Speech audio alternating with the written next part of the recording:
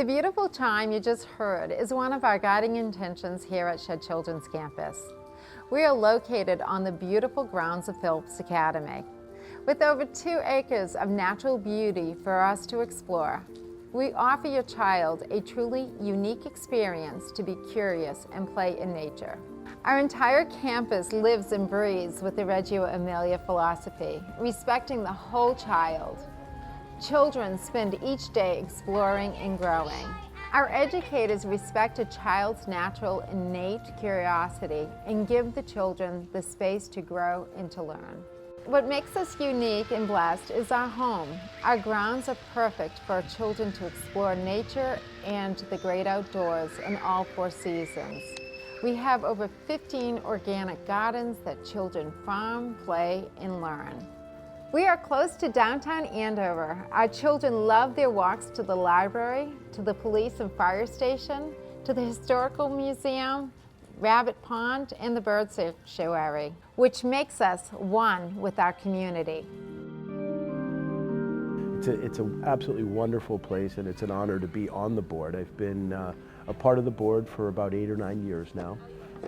My children both came to Shed Kids Club. It's a child enrichment program that is far superior in my eyes than some of the other programs around. It's a nonprofit program on the beautiful campus of Phillips Academy. No, I've got 2 children coming through the program. My 8-year-old's been in the program now for several years, and my 4-year-old will be starting really this summer. And both after-school programs and also the summer camp. Shed is a really special opportunity because it gives us back something that is so precious that we're losing, which is the time to be kids again. And so I think really one of the big things that Shed gives us is the ability to turn away from the computer just for a little time, from the screen just for a little time, and interact with each other in a child-focused, child-led manner, whether that be physical activities, whether that be crafting, whether that be drama play, etc. And my 8-year-old has really certainly always has a little extra spring in his step when he comes. For me, it was such a breathtaking experience, almost hard to put in words. The documentation piece I think is a huge part of the Reggio Emilia philosophy. I think us as teachers need to know our children in order to help them progress. And I think it's our job to put out a variety of materials, let them explore with an intent that it's going to be purposeful and meaningful to them. And then we can document their interactions and then later collaborate with other teachers and be able to revisit.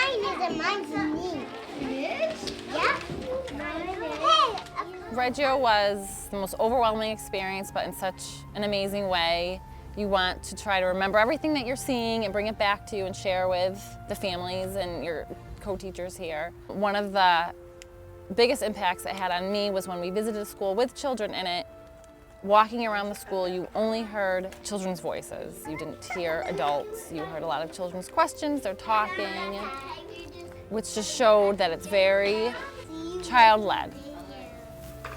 And I try to incorporate that every day when I'm in my classroom. Being mindful of my voice, being mindful of the children's voices. Being able to work in an organization that appreciates and fosters the Reggio approach is a dream come true. What struck me when we got there is the timelessness of the philosophy. It's lasted since the 1940s and hasn't changed a whole lot. It's updated, however, the philosophy is the same. The respect for families and children, relationships is so organic that it takes your breath away. It's a very child-based philosophy that's developmentally appropriate and fosters the whole child. It was life-changing. The feeling being there was just pure joy, and I felt it the whole time, from walking up to the building, from seeing the children in the schools, from observing the teachers, being with the children, but taking that step back and just watching them, letting them explore, letting them have sort of the floor. We have that belief in the children here, and we can bring that to them every day, and the different things that we choose and the different things that we let the children choose. And then it's our job to then take that interest, the things that they're curious about, the things that they wonder, and feel that wonder with them, and then find ways that we can support that here. And then the really neat thing about the children who are older is that they're working right alongside us, and they continually give to what we're providing. They're adding to what we're providing, so we're doing it together, which is a really neat experience.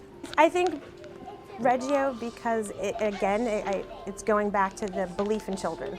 And I think the Reggio philosophy just believes that children have everything inside them that they need, and we just have to be there to support that and to help them bring it out.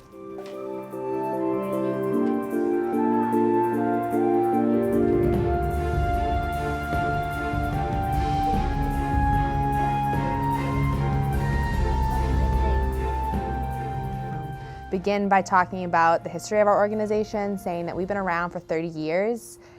And that says a lot when you talk to a family, because we have deep community roots, and we're invested in this town and community outside of our own community here, and just the longevity of a lot of our staff members as well, and the evolution of our organization, how we evolved from a half-day kindergarten program that was originated through the town into this full-fledged organization serving children from 3 to 15. So how we evolved with our gardens, and really talking to them about, we started with 1 garden and now we have 15 garden beds, and how we incorporate that into the programming, the mindfulness and the Reggio inspiration. So kind of touch upon that, but begin just with the history of the organization and seeing what their needs are and vice versa. My older son has been coming here since the 3-year-old program. So he did 3-year-old, 4-year-old, and now he's in springboard. And I find that there's a lot of outdoor play, which I know is great for him. 1, to be out in nature so much, and 2, to be able to work through the social, emotional issues that come up, and to the problem solving. And I think just having that time for kids to work through their problems together is paramount at this age. You have a beautiful playground that has an actual play set, and I like the fact that the kids don't actually go on that during the day. We save that for after school. And what they do during the day is they go off onto the campus, and it helps them to really use their imaginations, because they're dealing with sticks and trees and rocks and leaves, and their play seems to be more creative than just on the playground. One of the things that I've noticed that helps Nate a lot is the fact that in the morning we drop him off, and he's got the ability to run around and spend time getting rid of his jiggles, as his teacher puts it. And we've seen performance improvement in school because he's been able to settle down and focus on what's being presented to them in class. They're in the gym or they're outside, depending on the weather. They do a lot of tag games and building airplanes and then chasing those around, and just, regular, good, unstructured play. So after reaching out for the initial phone call conversation, we truly are building a relationship with your family, your child, and our community here at Shed Children's Campus. So that phone call is the start of a relationship. We hope you take a moment and plan a tour and come by and visit our beautiful campus.